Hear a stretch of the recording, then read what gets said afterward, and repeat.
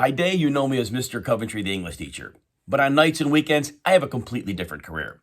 I am a fantasy football analyst for a company named RotoWire. Now, my favorite tasks working for RotoWire are especially on the weekends and heavily in the summers when I am on the Sirius XM fantasy football show, RotoWire Fantasy Sports Today. 2-hour shows, phenomenal audience, and great fun. But I also do plenty of streaming through our social media platforms, especially Twitter, but others as well. I also have to write quite a few articles, and I also edit other people's work. In addition, I do analyze a lot of data. So all the jobs are interrelated, the articles and the analysis and the video streaming and the SiriusXM, they all work together. Now, in terms of money on the job, most people do this as a part-time job. There are so many layers of fantasy football. It's a great part-time job for those who just want something to do in addition to their regular work. However, in terms of making a career out of it, there are many levels that people can get to. But the problem is there are very few of the jobs that are the highest paying jobs. The people at ESPN, on Sirius XM, for CBS, for NBC. Those people typically can make close to 6 figures on their job. However, the average person makes far less than that. 40,000, maybe 50,000 a year. The salaries are not very high. And there is a lot of work involved. And to get into the ranks of the people who have the most elite jobs, it takes a lot of work and dedication and really putting together a better portfolio than many of the up-and-comers have done on their own. Now, in terms of my personal experiences with the job, the favorite one I've ever had was I represent our company in a draft called the King's Classic, which we have a fantasy football draft with 14 of the best analysts in the entire industry, most people on TV or radio, and we draft at the Pro Football Hall of Fame. That is a highlight every year that I go to.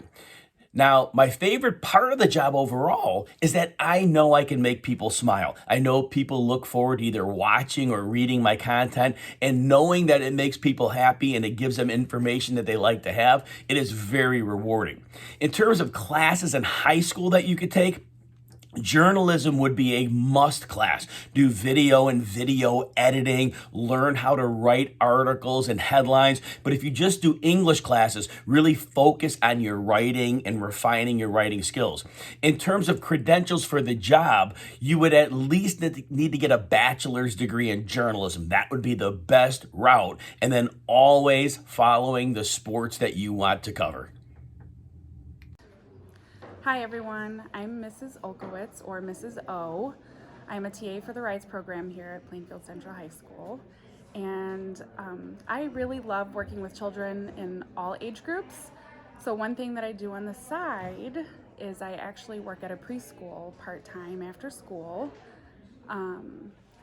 usually with kids around the age of 2. Some duties are unfortunately diapering and keeping up with them, and that can be challenging at times, but it makes it really worth it because you get to see them grow up and go on to kindergarten and things like that. You get to go over things like the weather and ABCs and shapes, colors, stuff like that, and read books with them and cuddle. They're adorable. The average salary that teachers can make in preschool, ranging from teachers' assistants to lead teachers, is $25,000 a year to $40,000 a year.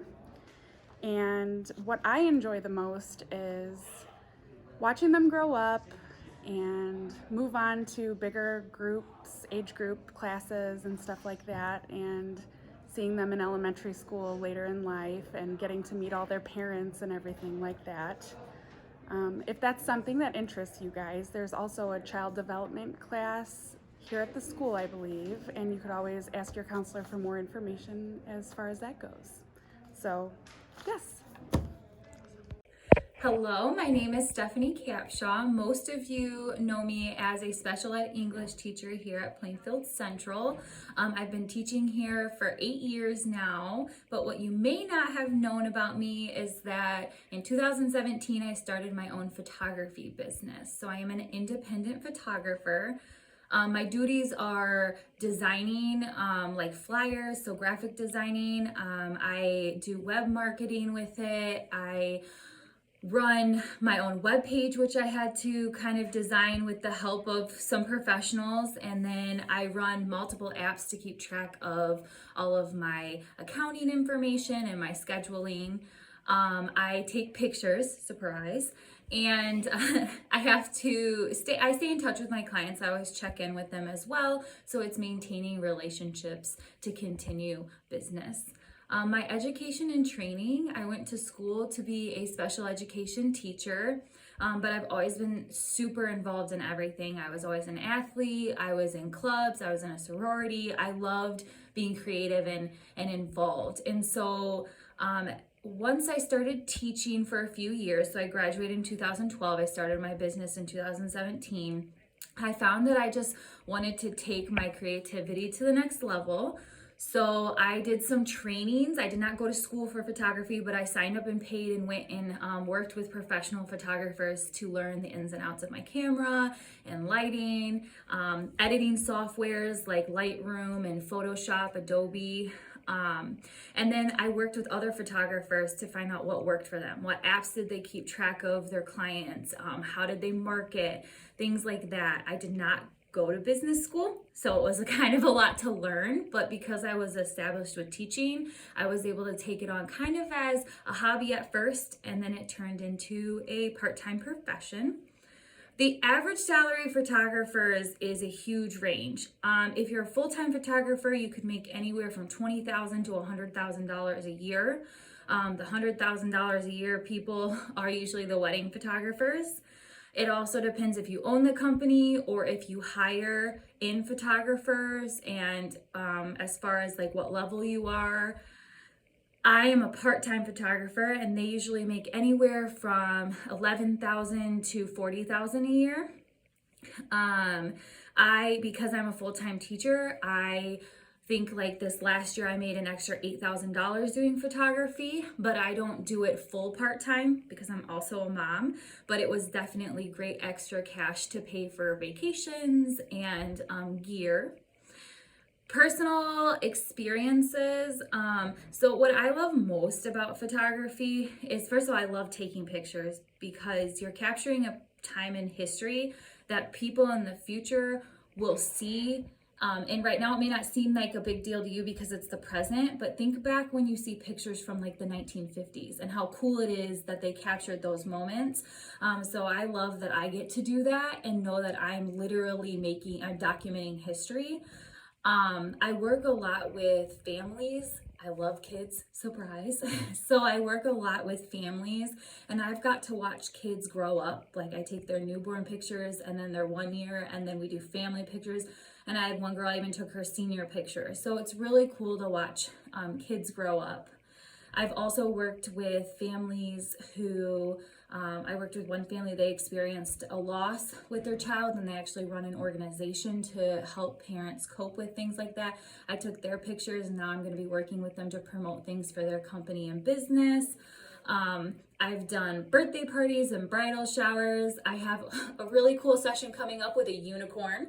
So you get to do a lot of creative things, but the best thing is that literally every photographer is different, and so you get to have your own artistic spin on it. You will struggle to compare yourself to other people, but what you don't realize is that people select you because it's your skill, your eye, your style that they like, and so it can be very humbling sometimes.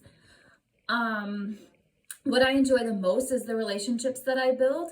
I have clients, I'm getting ready to have my third baby, and I blasted out a message to all of them that I was going to be on maternity leave. I had multiple people come back that just wanted to talk to me about like, congratulations, how's your baby? I can't wait. So you build these relationships with your clients, these people who were strangers, and now you've become a part of their life, because when you document their life, it's a personal experience. And so they kind of keep you involved in their story, which is really neat as well.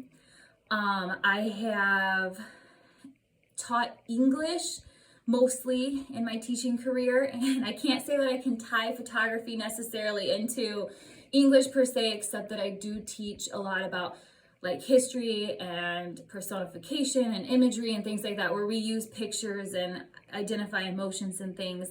But I will say that overall, it's the organization, the social aspect, the communication skills, and the artistic creativity that I gained from school that has helped me be a better photographer, because you have to network, you have to put yourself out there, you have to be willing to take risks, but most of all, you have to be organized, otherwise you can't maintain your business. So that's just a little bit about photography. I absolutely love it. I look forward to continuing it. I've started shooting weddings with another photographer, which has been really fun. So I'm constantly learning. And as a teacher, that's my favorite thing to do, is to continue learning. So thank you for listening about me. Most of you may know me as the ceramics and art teacher who's always covered in clay dust. But in another life, I studied and worked in the fashion industry in New York City. Before I go into my personal background in fashion design, I will give you a few facts about the job. The average starting salary of a fashion designer starts at about $38,000, but you can end up making over $150,000 per year, averaging about $86,000 per year. Your job as a fashion designer is going to be to evaluate and anticipate trends, having drawing skills is very helpful in getting your ideas across, but definitely not a requirement in becoming a fashion designer. No specific education is required, but going to one of the main fashion schools in New York or LA does give you an advantage and a lot of opportunities that you wouldn't otherwise get. On a more personal level, I applied to Parsons New School in New York. I was accepted, packed my bags, and moved to New York. In school, we learned everything from sketching to constructing patterns to sewing our own original designs. In my second year, one of my dresses was chosen for a show that a lot of bigger design companies watch. The next season, Dolce & Gabbana used something extremely similar to my design in an ad. I thought it was a coincidence, but my professor said it absolutely was not and explained that they often come to shows for new ideas. So you, as a starting out young designer, will be the inspiration for the older companies. If you choose fashion design as a career, you will have the most success and opportunity if you decide to move to New York in the US. Other world-class cities for fashion would be London, Paris. Another US city would be LA, would be a close second to New York.